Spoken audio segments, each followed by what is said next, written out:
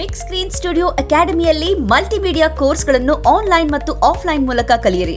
100% ಉದ್ಯೋಗ ಮತ್ತು ಪ್ರಮಾಣ ಪತ್ರ ಪ್ರವೇಶ ಪ್ರಾರಂಭವಾಗಿದೆ.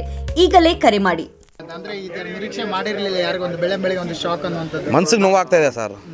ಎಷ್ಟಂತ ಹೇಳಿ ನೀವು ಹಿಡ್ಕೊಂಬಂದು ಹಿಂಗೆ ತೋರಿಸ್ತಾ ಇದ್ರೆ ಇನ್ನೂ ನೋವಾಗ್ತಾ ಇದೆ. ಏನು ಗೊತ್ತಾ, ಇದೇನು ಅನ್ಕೊಂತಾರೆ, ಬರೀ ಏನೋ ಇಲ್ಲಿ ಬಂದು ಪಬ್ಲಿಸಿಟಿ ತೊಗೊಂಡ ಇದ್ದಾನೆ ಅನ್ಕೊಂತಾರೆ. ಇಲ್ಲಿ ಪಬ್ಲಿಸಿಟಿಗೋಸ್ಕರ ಅಂತೂ ಬಂದಿಲ್ಲ ಸರ್. ಇವಾಗ ಇಲ್ಲಿ ಮೈಕ್ ಇಟ್ಕೊಂಡ್ರೆ ಎಲ್ಲರ ಹತ್ರ ಹೇಳ್ಕೊಬೋತಾ ಇದ್ರೆ ಏನೋ ಒಂದು ಇಬ್ಬರ ಹತ್ರ ಹೇಳ್ಬೋದು.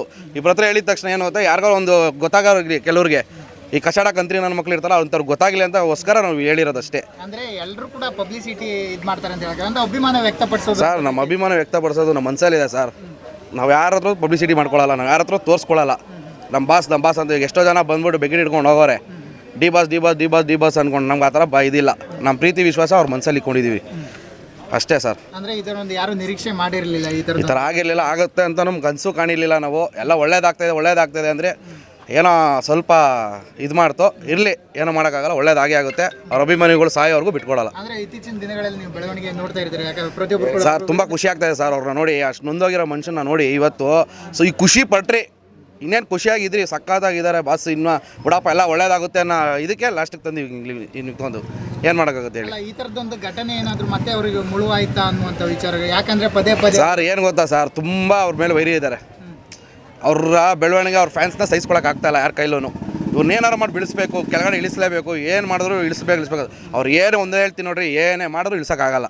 ಅವ್ರ ಲೆವೆಲ್ ಯಾವತ್ತೂ ಇಲ್ಲೇ ಇರುತ್ತೆ, ಅಲ್ಲೇ ಇದ್ದೇ ಇರುತ್ತೆ. ಅವ್ರ ಫ್ಯಾನ್ಸ್ ಅಂತೂ ಅಲ್ಲೇ ಇರ್ತಾರೆ, ಬಿಟ್ಕೊಡಲ್ಲ ಅಷ್ಟೇ. ಅಲ್ಲ, ಈ ಘಟನೆಯಿಂದ ಮತ್ತೆ ಏನಾದರೂ ಮುಳುವಾಯ್ತಾ ಏನು ಅನಿಸುತ್ತೆ ನಿಮಗಂತ? ಸರ್ ಇದೇನು ದೊಡ್ಡ ಘಟನೆ ಅಲ್ಲ ಸರ್, ಇಲ್ಲಿ ಮಾಡ್ತಾರದಷ್ಟೇ.